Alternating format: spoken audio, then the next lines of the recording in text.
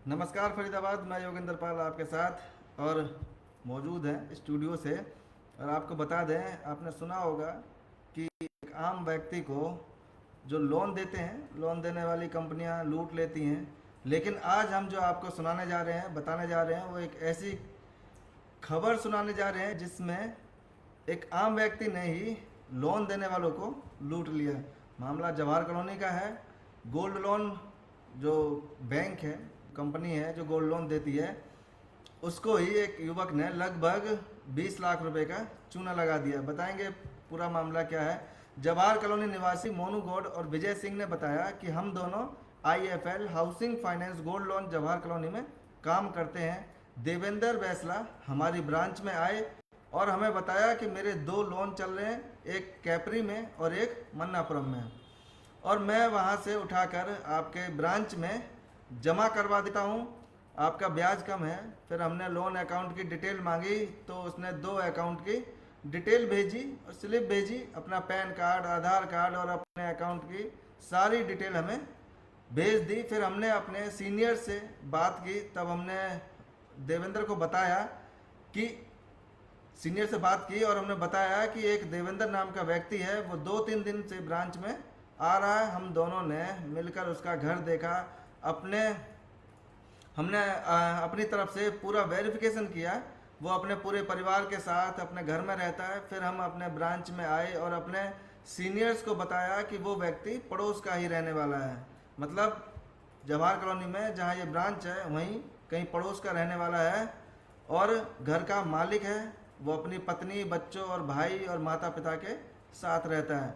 और उसने अपनी पत्नी से हमारी बात कराई। फिर उसने हमसे कहा, भाई मैं आपको विश्वास दिलाता हूँ कि आपके साथ कुछ गलत नहीं होगा, वहाँ पर ब्याज थोड़ा ज़्यादा है, इसलिए मैं यहाँ आपके ब्रांच में शिफ्ट कराना चाहता हूँ कि ब्याज कुछ कम हो सकता है। इस व्यक्ति ने कहा कि मेरे पास पैसे नहीं हैं, आप कुछ पैसे मेरे लोन खाते में डाल दो और कुछ पैसे मेरे निजी खाते में डाल दो। मैं अपने खाते से लोन खाते में ट्रांसफ़र कर दूंगा और आपके साथ चलूंगा, वहाँ से सोना निकाल कर आपकी ब्रांच में रख दूंगा। IFL housing finance gold loan ने 16,67,000 रुपये की राशि देवेंद्र बैसला के खाते में जमा कराई। फिर आईएफएल फाइनेंस ने असिस्टेंट मैनेजर के पद पर कार्यरत विजय सिंह ने अपनी निजी खाता से लगभग 80,000 रुपये देवेंद्र के खाते में डाले और ऐसे ही 1,98,000 रुपये डाले। उसके बाद यह व्यक्ति हमारे साथ चला गया। इस पर किसी अन्य व्यक्ति का फ़ोन आया और बोला, आपके बेटे की तबीयत बहुत ख़राब है, घर आ जाओ, उसे अस्पताल ले जाना है। उसने कहा, मैं बच्चों को दवाई देकर वापस आ जाऊंगा। फिर ये व्यक्ति चला गया वहाँ से और वापस नहीं आया। और हमने कई बार प्रयास करे और कई बार प्रयास करने के बाद इसने फ़ोन उठाया और हमसे कहा कि मैंने पैसे अपने मालिक को दे दिए, क्या तुम मेरे मालिक को नहीं जानते?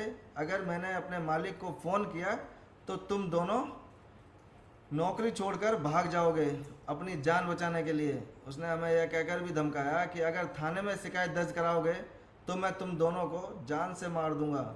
इस व्यक्ति और इसकी पत्नी ने धोखाधड़ी करके पैसे जमा कराए हैं। इसके साथ कोई और भी शामिल है। हमें शक है कि किसी ने हमारे साथ धोखाधड़ी की है।